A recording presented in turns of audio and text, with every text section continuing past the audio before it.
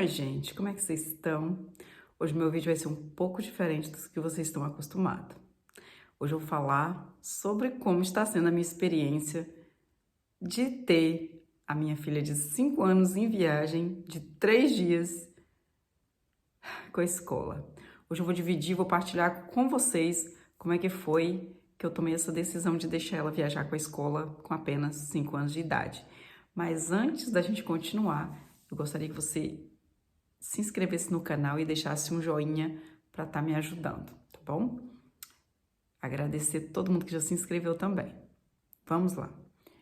Aqui na Bélgica, as crianças, antes delas irem para o primeiro ano primário, elas passam por diversas, digamos assim, treinamentos, né? Para que elas venham se tornar autônomas. De 15 em 15 dias elas fazem uma aula ao ar livre, elas vão para o parque, elas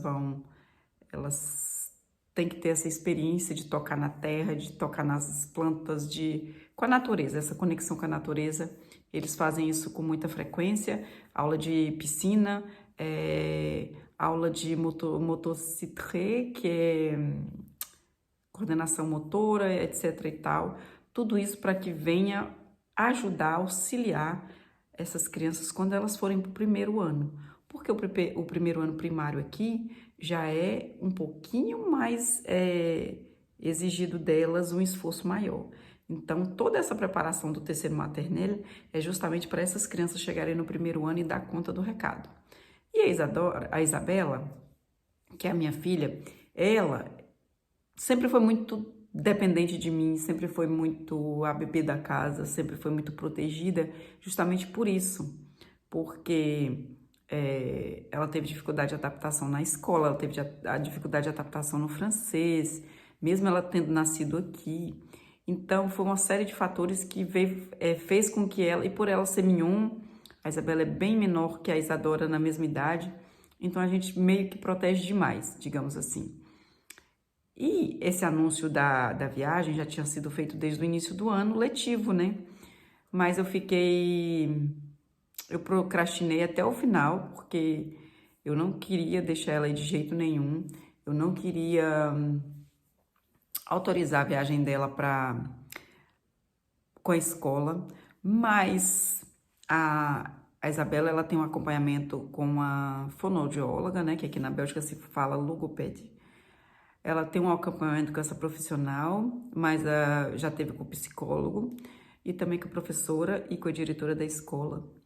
E eles me convenceram que para ela ia ser muito bom, ia ser produtivo, ela ia aprender a ter mais autonomia, ela ia arrumar a própria caminha dela lá sozinha, ela ia tomar banho, ela ia, claro que com a supervisão do adulto, tá, gente? Isso, as crianças não são jogadas lá ao Deus dará e elas que se virem, não. Sempre com a supervisão de um adulto, elas vão ter que se vestir, calçar o sapato, trocar de roupa, tirar a roupinha suja, colocar no saco e pegar a roupinha nova, limpa, vestir, pentear cabelo não, que a gente sabe que elas ainda não conseguem, mas escovar dente sim, alimentação sim, ou seja, vai ser um aprendizado muito grande para ela.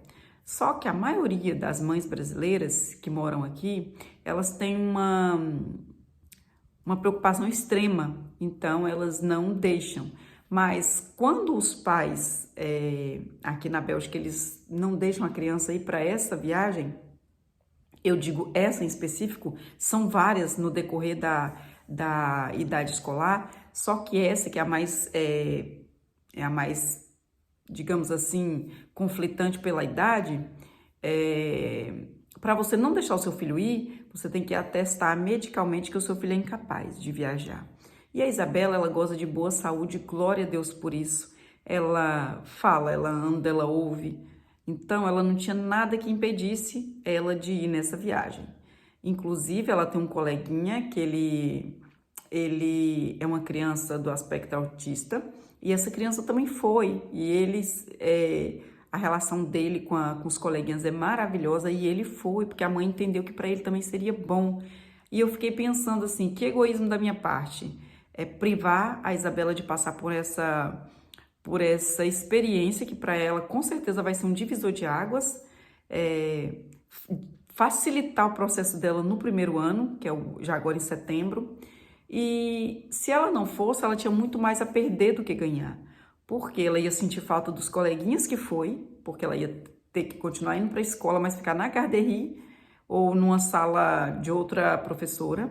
Ela ia sentir falta dos coleguinhas que foi, ela ia ficar se perguntando por que dela não ter ido se divertir um pouquinho. E depois, no primeiro ano, ela teria muito mais dificuldade na adaptação escolar. Então, mediante a tudo isso, mediante a reuniões com essa logopede, com a professora, com a diretora, com outras mães também, acabei me convencendo que ia ser bom para o crescimento dela, ia ser bom para a autonomia dela. E quando a gente pensa que eles vão ficar lá o tempo todo, pensando na mãe, chorando, querendo voltar para casa, engane-se. Gente, as crianças sem os pais, elas são outras crianças. Então, essas crianças lá, o tempo todo, elas estão tendo atividades, brincando, elas têm o tempo dela livre para brincar, para correr. Eles estão no Hotel Fazenda, então é um lugar muito propício para que ela venha aprender muita coisa. É difícil para nós pais, eu sei, para nós pais brasileiros, que a gente super protege demais os filhos. Aqui eles têm uma cultura muito diferente da nossa. Com 4 meses a criança já vai para a creche. Aos finais de semana, a partir do primeiro ano, a partir dos 6 anos, eles ficam o dia todo na escola. E depois, no final de semana, eles ainda vão para os escoteiros, ficam o sábado inteiro e o domingo inteiro nos escoteiros, fazendo trilha, fazendo caminhada, fazendo uma atividade, uma lista enorme de atividade esportiva. Então, os belgas, e acho que a maioria dos europeus, eles têm essa cultura de incentivar a criança a ser independente muito cedo, e isso em todas as áreas. Todos os belgas, quando fazem 18, 19, 20 anos, eles já estão morando sozinhos, já sai da casa dos seus pais e já vai morar sozinho. Então, por isso que eles acabam que envelhecem sozinhos. A maioria, aqui é muito comum você ver idosos de 90, de 87 anos nos supermercados fazendo compras sozinhos. Às vezes não conseguem nem empurrar o carrinho, mas eles estão sozinhos. Por quê? Porque essa cultura foi incutida dentro dele muito cedo, desde bebê. E a gente luta muito fortemente contra isso. Porque nós brasileiros, nós somos um povo muito caloroso, nós somos um povo diferente, nós somos um povo amoroso, principalmente com os nossos filhos. Eu quero dar essa liberdade para as minhas filhas crescerem, terem autonomia, mas jamais ter esse esfriamento de relação pai-filho como eles têm. Mas até agora tem sido tranquilo. Hoje já é o 2º dia dela, porque ela vai ficar 3 dias, ela vai retornar amanhã. Hoje é quinta-feira, dia 21 de março de 2024. E amanhã, com certeza, terei novidades para vocês. Se vocês quiserem saber o desenrolar dessa volta da Isabela amanhã, dessa viagem, me siga lá no Instagram, Eugiane Amorim. Lá eu conto tudo, lá eu falo, eu contei da viagem dela, lá eu posto stories andando, levando ela para o parque, andando aqui em Bruxelas, de ônibus, de metrô. Lá eu divido muita coisa da minha vida todos os dias. E se você quiser conhecer um pouquinho mais de Bruxelas, conhecer um pouquinho mais da Giane, da minha família, me segue lá, Eugiane Amorim, tá bom? Eu tô morrendo de saudade, mas eu tô confiante que vai ser bom para ela. E é assim que a gente tem que ser, confiar nos nossos filhos, confiar em Deus, porque é Deus que cuida, não é nós, gente. Quando eu pensei que deixar a Isabela sem viajar era como se eu estivesse diminuindo ou anulando o poder de Deus sobre ela, porque se tiver que acontecer alguma coisa com ela, vai acontecer lá e vai acontecer aqui também. Se a gente for parar para pensar nesse ponto de vista, a gente fica muito mais tranquilo e confiante. E eu confiei ela nas mãos do Senhor e eu sei que Ele está cuidando dela lá e ela vai vir sã e salva e plena e maravilhosa amanhã. Então, não deixe de me seguir lá no Instagram para você saber como é que foi essa volta dela. Vai ser muito emocionante, eu vou chorar horrores, como eu fiz ontem na partida. E eu sou muito grata a cada um de vocês que assistiu esse vídeo, minha gratidão, que vocês possam ser tocados, né, de alguma forma, pelo que eu falei, e que vocês vão lá no Instagram me seguir, Eugiane Amorim, @Eugiane Amorim, tá bom? Um cheiro para vocês e até a próxima.